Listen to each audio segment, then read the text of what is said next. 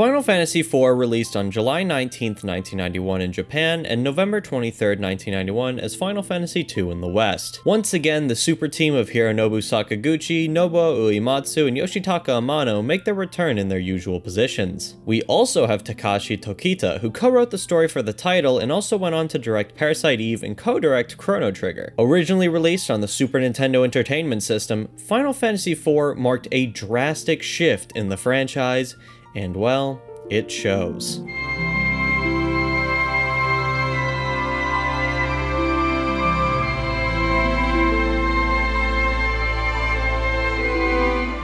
Final Fantasy IV is the collective stories and ideas from the previous 3 games combined into a massive scale adventure. For those wanting to embark on this adventure, you have 3 to 4 options on how to play the game. The original Super Famicom/Super Nintendo release, which is very serviceable but perhaps not so up to modern standards. The PS1 re-release, which added a new English script alongside an FMV opening. The Nintendo DS 3D remake, which added voice acting, plenty of cutscenes, as well as an entirely rewritten English script. You can get the DS remake on Steam as well, but it lacks the new script and some needed quality of life functionality. Lastly is the version I'm playing, the Pixel Remaster with modified fonts, the newest version of the game that is a from-the-ground remaster of the original Super Famicom release. No new script or content, just the original game with redone visuals. The difficulty of each version differs greatly, but for the sake of this review, I'll be commenting on the Pixel Remaster and everything it does. Let us begin.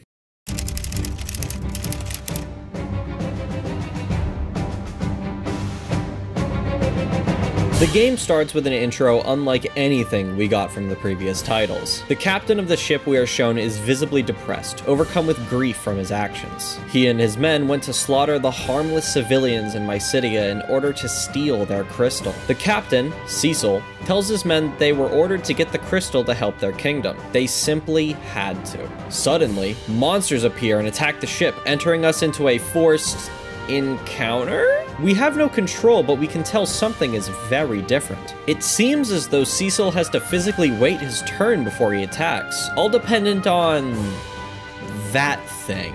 The encounter ends quickly, so who knows what that was. The Red Wings arrive at their home in Baron, and Cecil reports to the king. During their talks, he begs for an answer as to why they attacked unarmed citizens. In return, the king becomes outraged, taking Cecil's position from him and forces him to take a bomb ring to the village of Mist and to slay the beast that lurks there. All of a sudden, someone enters the throne room asking the king to reconsider. His name is Kane, a close friend of Cecil's. They both are forced out of the room. Kane tells his friend that everything will be fine, and if they complete the task, all should be sorted out. And finally, we are given the ability to roam for the first time. We instinctively roam some before we are stopped by a girl named Rosa. From the short interaction, we can gauge that she is also quite close to Cecil, but Cecil's remorse stops the conversation from furthering. Moving along some more, we are stopped by Sid, resident airship man yet again. He tells us he thinks the king has been acting quite strange and to keep our wits about us. We head into our tower and try to sleep, but the thoughts swirl in Cecil's mind.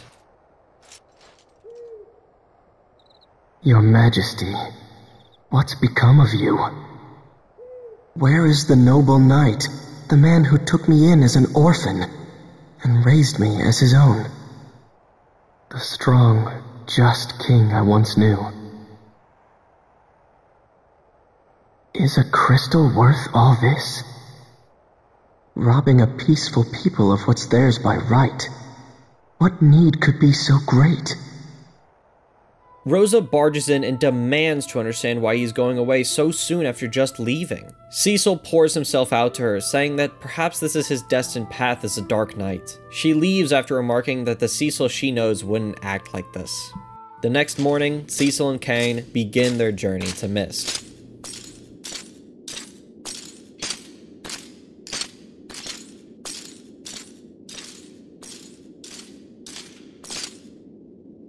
Shall we then, Cecil? I'll be counting on you, my friend. Then you've nothing to fear.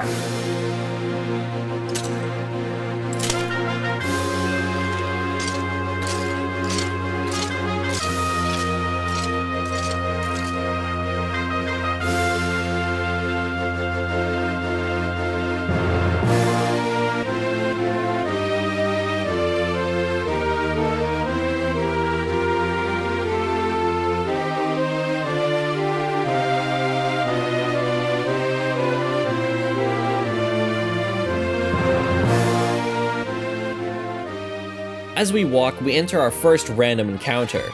Finally, we can talk about the grand changes to the battle system. This place is basically entirely new. Everything is based around this gauge, the active time battle or ATB gauge. As the meter fills, the character in question cannot perform any actions. Once it maxes out, however, you can choose what you want to spend said gauge on. It's similar to the completely turn-based system in this scenario, but what makes it so unique is that as long as you don't select a command, time will pass in the battle, allowing other characters and enemies to build their ATB as well. This means, in addition to any regular battle command we can select, we can also choose the most legendary of choices: nothing! Returning from FF3 is of course the unique abilities associated with each job, however we can't change jobs on the fly this time, so get used to what you have. And returning from FF2 is a genuine MP system, which is far closer to most modern RPGs along with the standard leveling system present. You get spells as you level characters, so progression simply makes sense, unlike the god-awful crap of FF1. And lastly is Flee, which was removed from the regular command menu and set as a button combo you hold. By holding down L1 and R1, your party will attempt to flee every tick of the battle. It usually doesn't succeed until one or more party members have a full ATB to spend on fleeing, but it works consistently. No longer do you have to go through and wait till everyone has a full gauge or whatever, just flee whenever you want. And thank God for it, because dungeons in this game get long. But I'm getting ahead of myself. We fight through the Mist Cave and get to our first boss, the Mist Dragon. This boss is pretty easy, but teaches a valuable lesson, which is that enemies can shift into different states. The Mist Dragon can turn into a mist, leaving it unable to be hit, but as long as you wait, you can then continue to attack it. Cecil and Kain arrive in Mist, and the bomb ring they carry begins to glow. The ring!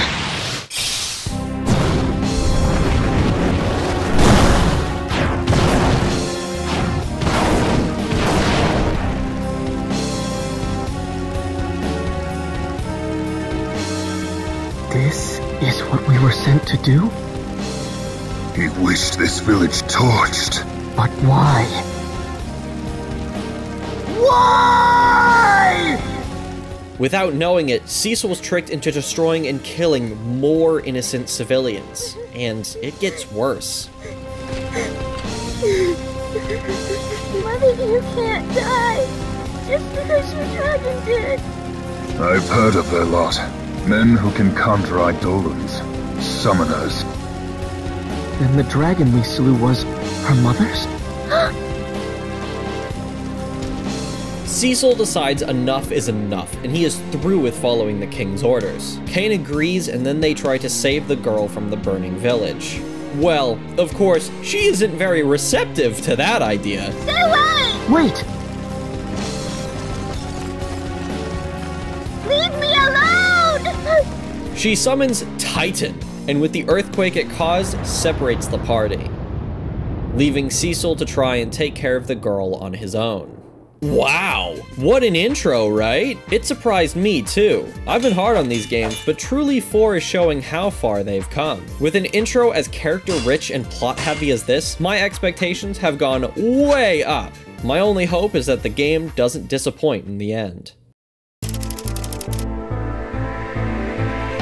From this point forward, the real journey begins as we come to know more and more colorful characters and learn about the ones we've already seen. So let's walk through some of this cast, yeah? First up is our protagonist, Cecil. Cecil, as we know, is a dark knight, but seemingly he doesn't want to be. This inner conflict of having to be something that is considered dark by nature while wishing to be good to others is what drives him to be better and learn more about himself and his peers. Next is Rydia, the girl we picked up back in Mist, a summoner like her mother, who Cecil had murdered. She is initially afraid of Cecil and is traumatized by the events that took place by his doing. But slowly, Cecil shows his well-intentioned actions and she begins to warm up to him. Eventually, she ends up being a force pushing Cecil forward as well. Lastly, Rosa, Cecil's love interest. I say interest because he remarks early on that they can't be together, something to do with him being a dark knight and all. She is a white mage and ends up being the person to help Rydia overcome her trauma, staying as a sort of teacher for her. For now, Rosa Rosa is ill, and to save her, we gotta find some doohickey or whatever. On the way, we meet an old man who is a sage. His name is Tala, and he is heading towards Damcyan in search of his daughter who ran off with a bard.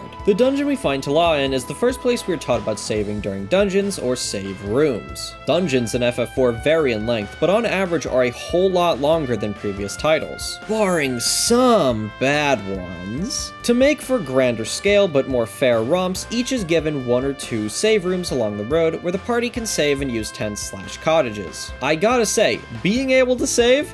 Pretty helpful! I'm still looking at you, Final Fantasy III. Moving past this dungeon, the party exits towards Damcyan. However, they are too late as the Red Wings descend and blow the city to smithereens. The party rushes into Damcyan, finding Tala's daughter Anna dying on the ground. The bard he was after appears and Tala rushes over into a cutscene battle. I really like these cutscene battles that happen across the game. You get dialogue in them, and you can see the actions between the two in a familiar game state. Makes the encounter feel more relatable and memorable. Tala calls the bard Spoonie before Anna calls out to her father. She sacrificed herself to protect the bard, Edward, who is in fact the Prince of Damcyan. According to Edward, the Red Wings are being led by someone named Golbez.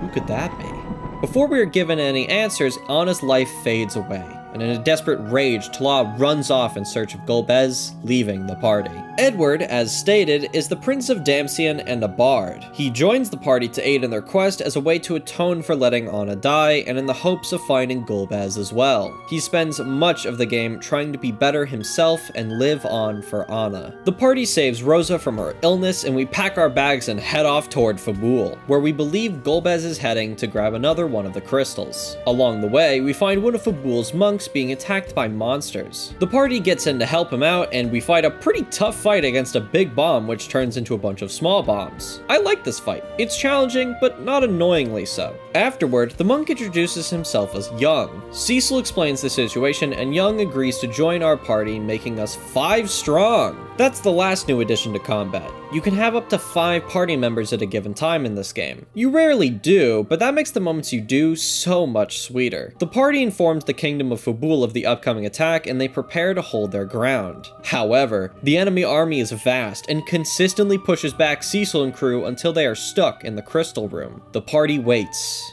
and who comes in but Kain? Oh man, it's great to see you, buddy. We need your help real fast.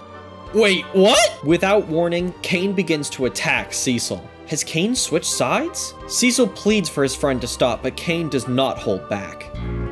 Kain, even you now? Let me ease your suffering. You'll do nothing!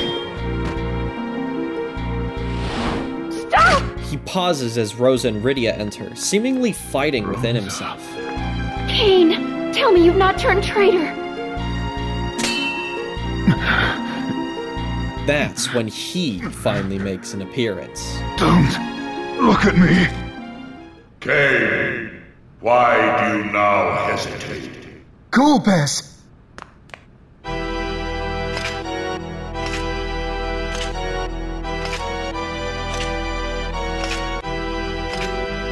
Golbez beats the party down like it's nothing. Kain, under the brainwashing, grabs the crystal. Rosa tries to stop him, but it doesn't work, and Rosa, let it be! Oh, you care for this one, do you? Then let me take her along as well. Come, Kain.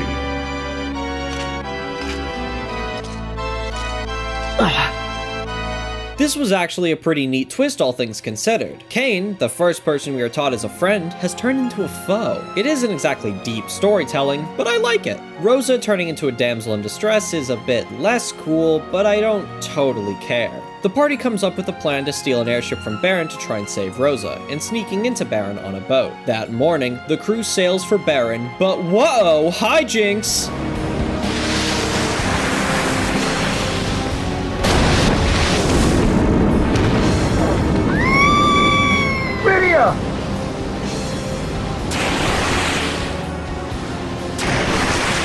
Rydia!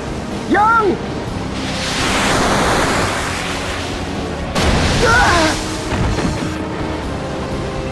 Edward!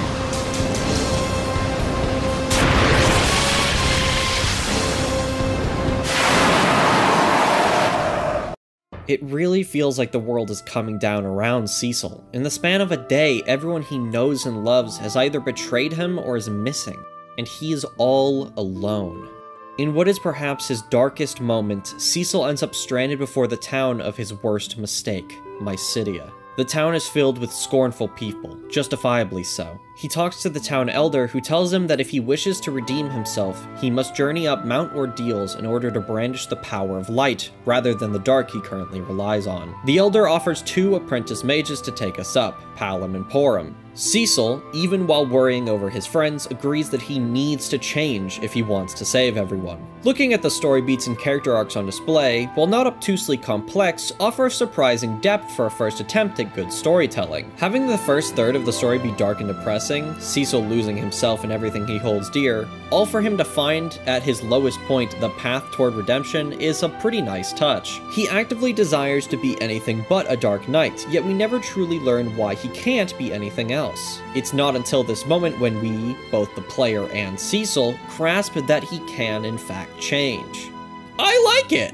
As the party climbs Mount Ordeals, we end up meeting Tala as we near the top. Tala and Cecil exchange greetings as well as reasoning for their climb. Cecil intends to become a paladin, while Tala wishes to gain the meteor spell to destroy Golbez. With their resolve, they continue the ascent. We reach the top, and before we can see what special secret lies ahead, one of the 4 elemental lords, Scarmiglione, tries to stop us. This fight is also pretty good. Again, not too hard, but hard enough where you gotta think a little bit and try to outplay your foe. Makes me happy to see a trend of pretty good and fun fights, actually. After we beat the scrawny demon fuck, we approach the summit. A voice calls out to Cecil. Entering inside a small temple of some kind, the voice continues on.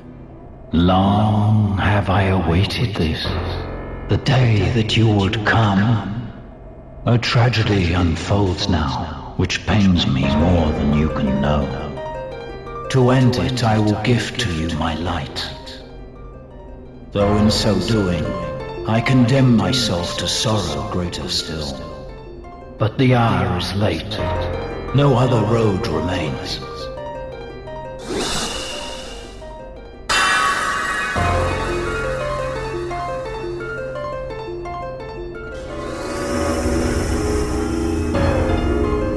The time has come. Bid farewell to your blood-stained past. Forsake the darkness you once embraced, or the light will find no hold. Vanquish the Dark Knight. You and he are one no more. To prove himself worthy of the true paladinhood, he must fight the Dark Knight of his past. We enter the battle and we go ham. What? Did I do something wrong? Let's try that again. Oh god, I gotta watch the whole cutscene again? Ugh! I must say, as much as I really do like this scene, my dumb brain couldn't figure out until my 4th attempt that a true paladin would sheath his sword, which meant I had to rewatch this cutscene over and over. It's not as bad here, but this is a huge problem later on in the game when cutscenes before battles become disgustingly long. And with that, the trials have been overcome. Cecil has become a paladin, and Tala also got meteor, I guess. Quick note, after you become a paladin, Cecil reverts down to level 1, so you will unfortunately have to level him all the way back up again, which kinda sucks.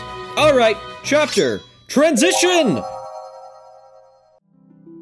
One born of a dragon, bearing darkness and light, will rise to the heavens o'er the still land.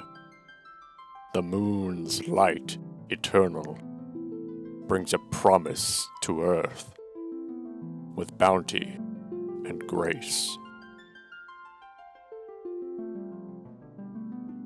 With the ascent of Mount Ordeals complete, the party heads to Baron to continue the quest to steal an airship. Talking to the folks in town, the king has not been so good to them lately. And in the tavern we find... Young! Except, whoa, he's brainwashed like Cain! A quick fight and a bonk on the head later though, and he comes back to his senses, rejoining the group. He tells us that Rydia was surely swallowed up by the Leviathan, and that Edward is nowhere to be seen. So, yeah, that's not exactly a great outlook for the rest of the journey, but hey, at least we got a party of 5 right now. So things must be alright. Heading through a short dungeon, we end up at the Castle Baron, but we are stopped inside by the king's advisor, Baigan. He offers to join our party and help us out. Yippee! But wait a minute. We already have 5 people in our party. Yeah, we got scammed, and this is the first boss in the game that genuinely is shit. Baigan consists of his body, his left arm, and his right arm. Killing either of his arms will stop him from dealing as much damage to our party, but inevitably he regrows said arm. Alright, so let's just thunder the shit out of him. In response, he puts Reflect on his whole body, making all spells send back at us. Well, shit. Guess we just have to hit him till he dies. Except you really can't. Most of the time you are going to hit his arms so you can have a turn of respite, but in that time you can't really get any damage out because you're trying to heal. Then he regrows his arms, causing the whole process to start over again. It's so infuriating. Unless, of course, you spend the time to grind until you have Quake, which hits through Reflect and kills him in 2 turns. At least this is only the first poop-ass boss. Hopefully no more soon. We head in to confront the king, but he was a demon man. This boss is forgettable and easy, so we move on. Look who it is, but our old pal Sid. Sid and Tala get into this goofy I'm the better old man routine before the whole party heads towards the airship. But whoa, hijinks! Like the last elemental lord before him, Cagnazo, the boss I skipped over, comes back with a vengeance. He plans to crush the party to death with the walls. The walls! It's burned! This one too!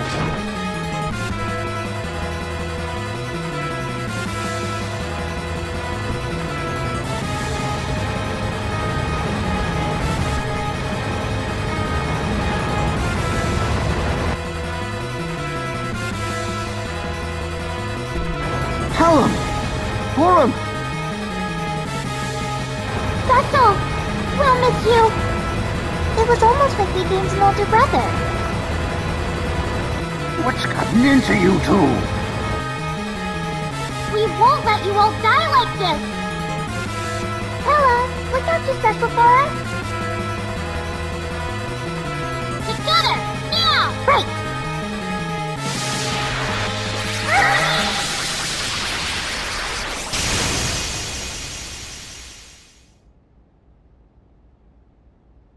Callum. Porum. They turned themselves to stone? Hold on now. Essala!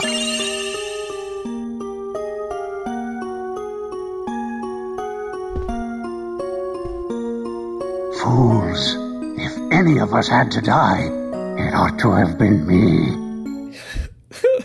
Not the kids, man. We snatch up the Enterprise, our new airship, and before we can even begin our search for Golbez, the Red Wings and Kane stop us. You can feel it, can't you? The tonal whiplash. Turns out, the Red Wings are holding a truce? Kane. So, you did survive. Impressive. Kane! What in the world's got into you? Where's Rosa? She's safe, I trust. Worried about her, are you? If you wish to see Rosa live, fetch me the Earth Crystal from the land of Troya. What? A craven play. I'll make contact once you have it. You do well to hurry, if you value Rosa's life. Unfortunately, due to having no leads, we have to follow the orders we are given. I give this twist a 3 out of 5. It should be blatantly obvious to anyone playing that this is going to lead to deceit from the enemy, but even though it's a common trope, it ain't a bad one. Before I made it to Troya, I took a quick pit stop at Agart, where I found an observatory. Turns out, there are 2 moons, and one of them is red! I fuck with world building like this, so I was surprised by it. Heading into the castle of Troya, one of the guards mentions a man from Damcian floated in. I only know one Damcian man, so that's gotta be Edward. Edward is bedridden from the shipwreck, but gives us a twin harp to take on our journey. Apparently, the crystal of Troya was taken by some gremlin living in a cave. To get over, we have to take a black chocobo, which can fly, but not over mountains, and can only land in forests. Hell, homies even have their own special version of the theme.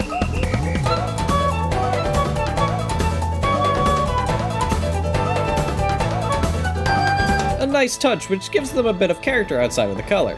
I respect that. The dungeon hosting the gremlin has magnetic field or some shit, which means if any of your crew has something metal equipped, they get paralyzed and are unable to do anything. This makes the magnetic cavern a pretty unique challenge, albeit one that feels sort of unfair. Most of your damage dealers simply can't do anything, so you are better off running from every single battle to get to the end of the dungeon, which ends up making it kind of forgettable and just an annoyance. We get to the bottom of the cavern and the gremlin is protecting his stolen crystal. We go in for the fight and, well, we can't do anything because, hey, no metal, remember? Somehow this triggers a vision in Edward, which gets him out of bed to play a melody on the harp. Magically, this melody plays through our twin harp we acquired from him, completely cutting the magnetic interference of the cavern. This also, for whatever reason, gives us a chance to heal and equip shit. The boss itself isn't too hard, a fine fight in fact, no complaints here. Though in some ways, the need to put on the metal equipment after having to run through the whole dungeon practically naked takes away from the, well, need to run around naked. The party returns to Troya with the crystal and we hear Cain's voice from the heavens above. Seriously, how do these people do that? We fly up and Cain brings us to the Tower of Zot, a one-time dungeon you are forced into that must be climbed if we wish to find Rosa. So, away we go! The battles here are pretty tough. I might have been underleveled, but up to this point I barely skipped any fights, so don't fucking know how that could be the case. We get a quick boss near the end of the dungeon between 3 sisters. This fight is easy unless you are dumb as bricks. You have to kill Cindy first, or else she will res any other dead sister. Do it and it becomes Freelo. We confront Golbez and give him the crystal we stole. Cecil asks for Rosa, but as we expected, oh no, they backstabbed us. Whatever will we do? Tala goes in for the kill in a fit of rage. Tala tries to fight him, but can't do anything. In a desperate attempt, he casts Meteor, which wounds Golbez, but no more than that. However, it was enough to break Cain out of the brainwashing. Cecil tries to stop Golbez, but gets attacked instead. Golbez goes in for the kill. Guess this fantasy really will be final. Why? Why now stay your hand? You, but how? We will finish this another time. Cecil, you alright? Yes, I'm fine, but Tella... Thinking I could best him. You shouldn't talk. I brought this on myself, letting hate consume me so. Please, avenge Anna. Tella, no! Come on! Open your eyes, you old fool! Oh, Tella. Now we lost Tala as well. Seems as though the writers studied FF2 quite closely.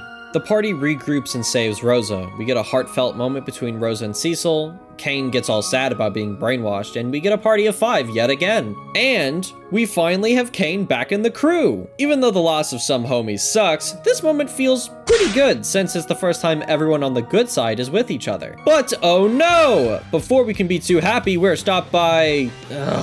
easily the worst boss yet. I fucking hate this boss. Barbaricia? I will never pronounce this name right, I swear, has 2 distinct phases. No Tornado and Tornado. When they enter Tornado phase, they are unable to be hit by normal weaponry and can only be brought out by a Dragoon's jump ability. However, that's not the worst part. This shit comes from the fact that every single time they enter tornado phase, they shoot out a tornado which brings a party member to 1 HP and puts petrification on someone too. So while it's good to get them out of tornado mode because they won't deal as much damage to the party, inevitably they end up back in it, fucking the party even more. This fight becomes extremely monotonous and annoying as shit because of this back and forth of ass play. Luckily, we defeat him and get the hell out while we can. We regroup back at Baron and Kane gives us the plot synopsis on Golbez's plan. He wants to gather all the crystals to activate a path to the moon. Don't know why, but he does. Luckily for us, he only has 4 of 8 crystals. He also needs the dark crystals from Final Fantasy III. Okay, not literally from FF3, but introduced there. Apparently, they reside in the underworld here, but no one has been, so we are on our own here. But we have a clue. Kane has the key to the underworld in the form of a magma rock. How the fuck? Gotta be honest, this puzzle is obtuse as fuck. How in God's green earth were you supposed to clue in that you throw this rock down a goddamn well? I won't complain more than this, but bro, come on, do better. This is straight up FF1 tier design, and yes, that is an extreme negative. Somehow, the Red Wings beat us here and are fighting tanks? Man, this universe is wildin', bro. We try to bust through the conflict, but unfortunately we are caught in the crossfire, losing the Enterprise. I see you, Final Fantasy III. I see you. The tanks are being controlled by a friendly army of dwarves who hold one of the last dark crystals. You see, somehow within the past 2 minutes, Golbez managed to get 2 of the dark crystals. 2! Makes no goddamn sense, but whatever. A quick talk with the King of the Dwarves, and of course hijinks ensues, much like every other time. And this cutscene just takes fucking forever. If you have to repeat the fight much like me, then this fucking sucks. The fight is not terrible, but it is annoying. But the fun don't stop because you are immediately forced into a scripted encounter which you can fail. That shouldn't be possible, but I digress. The party is down. Cecil is close to being killed. I would make the Final Fantasy joke again, but that wouldn't be funny. In the nick of time, Rydia saves us and we fight off Golbez with nothing but the 2 who remain. While I like the fact that Rydia is back, I find it quite aggravating that you can lose at no fault of your own. I shouldn't be punished for not knowing about a scripted encounter ahead of time, especially since, as I said, the cutscene is so long. So yeah, Rydia's back and she is way older now. When the Leviathan swallowed her, it took her to the Land of Summons where time flows differently, which I'll wrap back around to that in a bit. But of course, every time something happens, hijinks must ensue. So of course, Golbez with nothing but a fucking hand manages to get the crystal. Because why not? So now he has 7 of the 8 crystals and our party is perhaps a little bit fucked. Whoops! But according to the king, the crystals are stored in the Tower of Babel, which supposedly is the path to the moon. Fantastic! Let's get them back! This dungeon is pretty tough. Enemies hit like a bitch, and there are some pretty unique ones too, like security eyes, which spawn enemies if you have hit them and they get a turn. I quite like the variety on display. It's actually pretty cool. Fast forwarding a bit, and the boss of the dungeon is unfortunately a bit of a pushover. Nothing really to talk about here. But uh-oh, the tower is still shooting at the dwarven troops. Whatever will they do? The party sets out to find the cannon control room. The goobers inside having a little too much fun, of course. We defeat them, but again, hijinks must ensue! Are you seeing the pattern yet? I hope I'm making this clear. It's too dangerous. Young! I will take care of things in here. The rest of you, get out! Are you mad? It's too late, Young. Forgive me.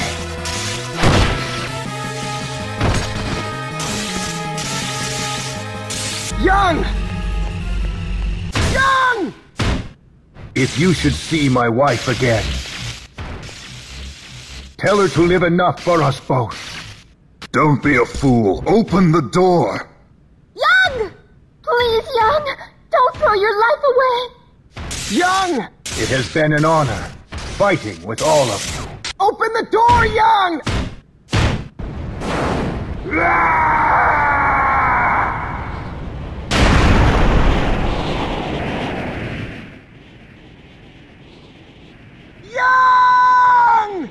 Another party member lost to the cold embrace of death. Why does this keep happening? The party flees the tower, but not before Golbez tries to drop the party to their demise. Luckily, in the nick of time, Cid swoops us up, although he isn't exactly in the best position either. The Red Wings are hot on his tail, hoping to end him while they can. It seems like they'll catch up. Oh dear, what do we do? Cecil, take over! Hey! What are you doing? Once you reach the surface, I'll seal off that hole for good. With this! No, not you too! I was hoping I'd get to see your kid someday.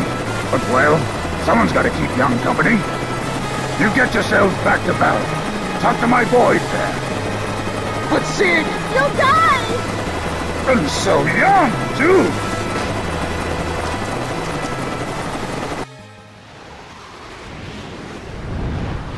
Bombs away! Try stopping this, Golbez! My once-in-a-lifetime unaided life!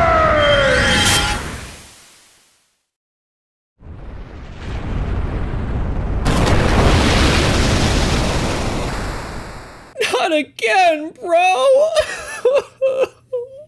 Why they gotta kill off everybody, man? So we head to Baron, and the boys there add a little crane to our ship. Aw, that's cute. Cecil tries to mention Cid's death, but they won't accept it, saying that they believe he is fine. Wish I could say the same, but I did just see him blow up. The boys add that we gotta head to the Cave of Eblon, which has an entrance to the Tower of Babel. This gives me a perfect point to bring up. I think it is pretty damn cool that the Tower of Babel has such a distinctness in the world map. It makes the dungeon have a lot of presence, and truly that's all you could ask for from a dungeon. Heading through said cave, we find a hidden town of apparently ninjas? They ask to go find their leader, Edge. Without question, we oblige as it's on our path. Eventually, we find Edge, fighting one of the 4 elemental lords we saw earlier in the Tower of Babel, Rubicante. Something interesting happens during this fight though. Rubicante beats Edge, but doesn't kill him. He chooses to let him live so that he may grow stronger for a better fight. This slight characterization of Rubicante makes him a surprisingly unique villain for this late in the game. Here, we properly meet Edge. Edge is a go-getter ninja and the Prince of Eblon. Damn, 2 princes in the same game? That's crazy. However, he doesn't really like being a leader and is much more interested in adventures, as well as being a bit of a flirt. He ends up with this playful, flirty relationship with Rydia right after meeting her, and it's clear to anyone playing that he probably likes her. With Edge's help, we end up back in the Tower of Babel, but on a different path, which makes it more interesting than a pure redo of a dungeon, which is good. We fight our way up the dungeon till we find the King and Queen of Eblon. But uh-oh, turns out they were turned into horrifying abominations by the crazy scientist fuck we fought earlier, Lugai. Hell, even Rubicante feels bad. And my guy Rubicante isn't even on our side. Goes to show how much neater of a villain he is. You think our rage a weakness? Then let me show you how wrong you are!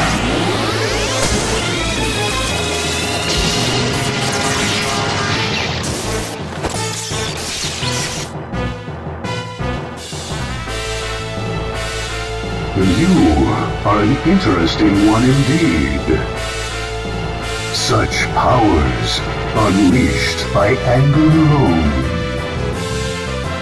But they will not avail you. The frozen winds of Hell's Ninth Circle could not penetrate this cloak of flame I wear. Come, I will heal your wounds.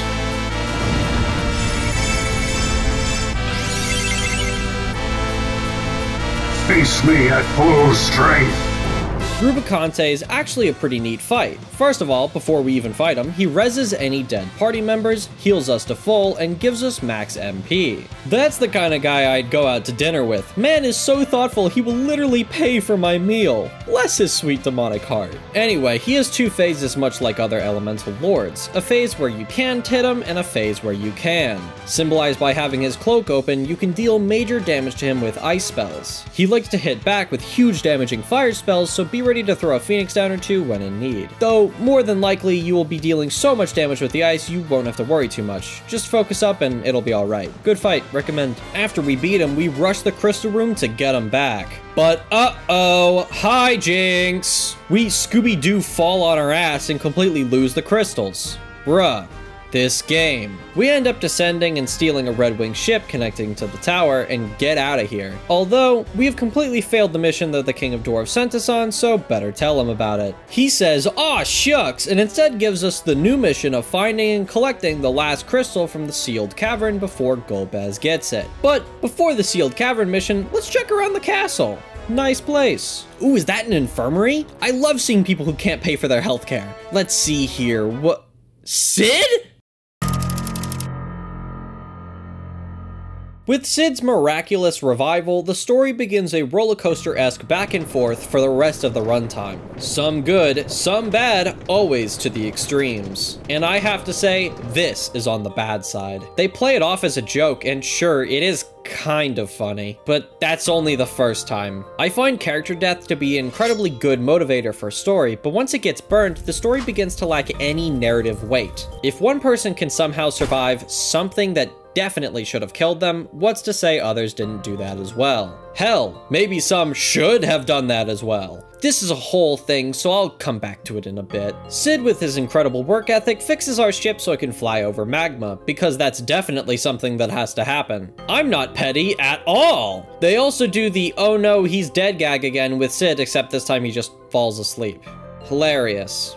Now, before we head on over to the sealed cavern, I want to talk about two optional dungeons that become accessible at this point: the Sylvan Cave and the Cave of Summons. First up is the Sylvan Cave, a short dungeon that houses one of the two damaging tiles in the game. The other is the Cave of Summons. These damage tiles hit hard compared to previous titles, 50 damage per tile. Obviously, do not walk on these. You can cast Float on your party, which will allow you to walk on top of them for no damage, but you have to recast per room, which kinda sucks, but I'll allow it. The cave has a lot of split paths and some hidden paths as well. It can make it kind of confusing to navigate, but with a little time, it's not so bad. And by traversing it, you get a free summon for Rydia, which is pretty cool. Next, the Cave of Summons. The enemies here in fact cast summon-like attacks such as Earthquake. I highly recommend just running from everything because summons deal hella damage. Much like the Sylvan Cave, this dungeon is fairly short, but it makes up for it by letting us enter the Land of Summons. As stated previously, this magical place has a different time flow from the rest of the world, allowing Rydia to somehow age like 15 years in a day or so. Turns out, when we are here, nothing like that happens. Seems kinda odd, and yes, I am nitpicking about this, fuck off! There are 3 things we can get on our visit to Funland today: a rat tail and 2 summons. The summons are Osira and Leviathan. Osira is a pretty decent fight, actually requiring some good thinking and some management of your attackers and healers. Osira will rotate their head as hit, and if they get the chance, they will cast a spell based on the head they currently have showing. As long as you don't let them use the healing one, it isn't too bad. Leviathan, on the other hand, is depressingly easy. I literally just brain-dead, no-thought auto-battled and won.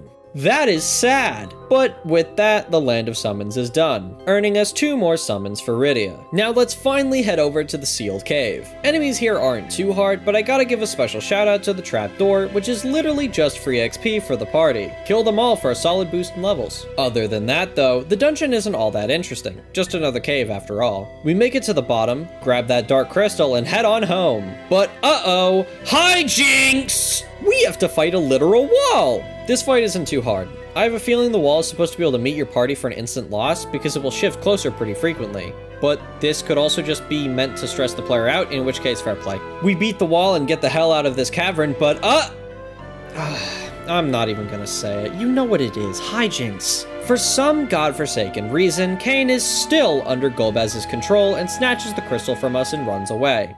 Great.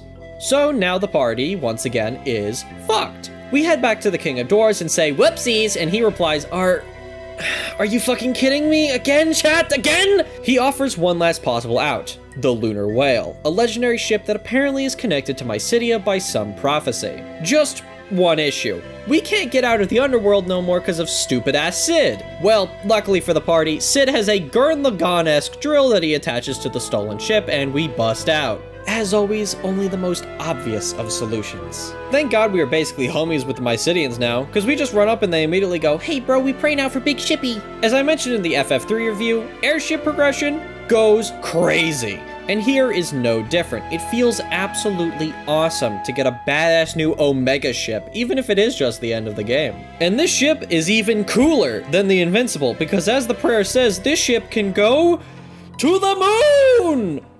This cutscene fucks, by the way. There are only 2 locations on the moon of importance, the main plot and the Cave of Bahamut. The Bahamut Cave is where Rydia gets her last summon, though only if you have finished the land of the summons prior. This cave sucks. In 3 separate places, you are gated by mandatory behemoth encounters, which are some of the most insufferable enemies in the whole game. Every piece of damage you do, they counterattack. What kind of bullshit ass design is that? Without Cain, they're shite, so don't even bother. But at the end of the cave is of course Bahamut, who is more of a gimmick fight if anything. You get a countdown till Bahamut sprays a nuke on your team and wipes anyone currently alive. Except you can cast Reflect on your party and that will reflect the damage onto Bahamut, killing him in just a few turns. And with that, Bahamut is yours. And for the record, abuse this MF! He is nutty powerful and will nuke encounters if you are having issues. Finally, we enter the weird crystal castle of the moon and an old man tells the party some fun facts. His name is Fusoya, a Lunarian, a species of special beings from another galaxy, I think? Apparently some bad Lunarian fuck named Zemus has been trying to wipe out all life on Earth by gathering the crystals with Golbez under his mind control. Now this is a twist I like a lot, probably my favorite in the game. It really changes the context of the story and makes Golbez's actions make some sense, which is always nice. Then Fusoya drops the bomb on Cecil that he is a Lunarian, son of Kluya, the creator of the lunar whale. Again, really liking these twists, they're neat as shit. And with that whole speech out of the way, Fusoya joins the party, making us 5 strong. Wahoo! We zoom back to Earth, but oh no! We're too late. They've used the crystals to activate a goddamn Gundam. It aimlessly rampages the grass where no one is. What will we do? Oh, hey, look, it's the dwarves. I guess they want to die today because nah, a tank ain't doing shit to a goddamn Goliath. Bro, you're messing with me. So yes, Young is not dead either. Oh, and look, neither are the twins, because that makes so much sense. I'll just flat out say it. I hate this. I hate this so much. We don't need every single character to be alive. That's just dumb! And they explain away their lack of dead with the most bullshit answers possible. Young is alive because the Sylphs rezzed him, which again, doesn't make sense. And the twins, which definitely still should be stone, are just fine because, oh yeah, right, the Elder decided to let them live! Just fuck right off. I hate this hand-wavy bullshit. This is easily the worst part of the story, and I refuse to see otherwise.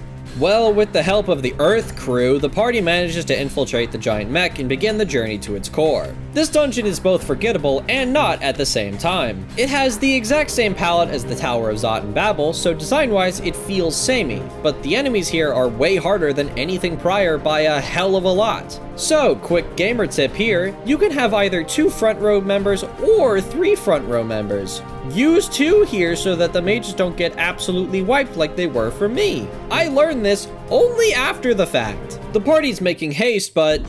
At last you've come. Aw, shucks! The giant cannot be stopped. But you can. This will be your doom. You again. Our master Zeus gifted us with life. To rob you of yours. How I yearn for this. This is basically a boss rush, and holy god is it awful. We have to fight powered up versions of the Elemental Lords back to back to back without any breaks in between for healing and rezzing. None of them have different phases this time around, but they bring their most powerful attacks all the time.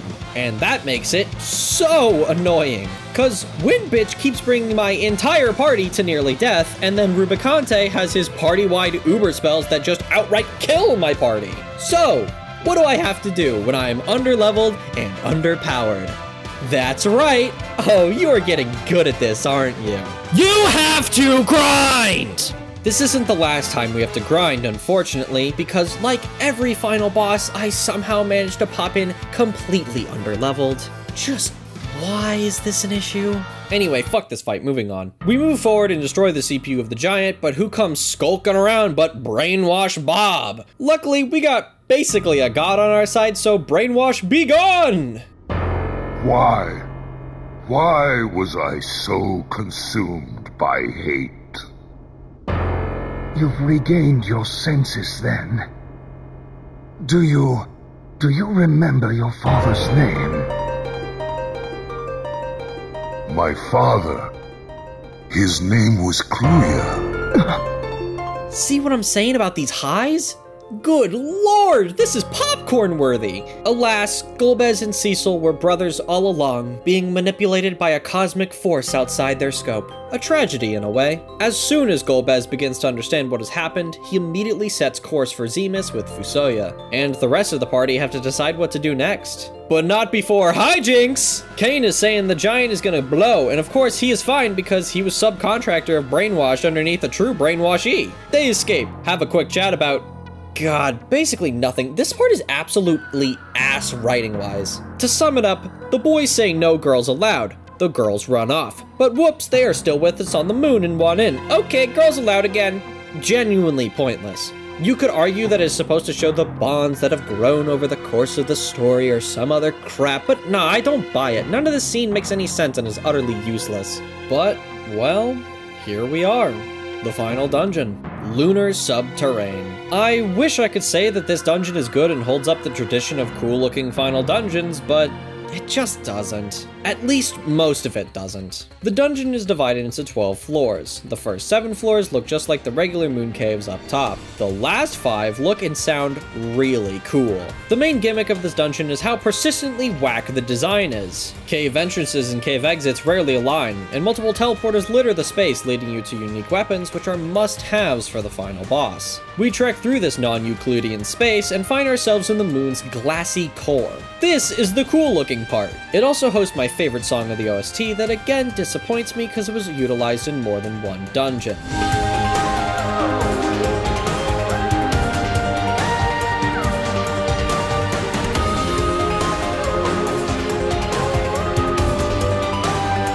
I'm a sucker for choirs, bro. And then we find him, Zemus, who is already getting beaten up. Golbez and Fusoya lay the goddamn smack down, and well, I guess that's it. We did it. What a waste. Such incredible power, and all of it warped to evil ends. Hey! Oh, you've come. Looks like we were too late. You were supposed to leave him for me. Cecil. Cecil.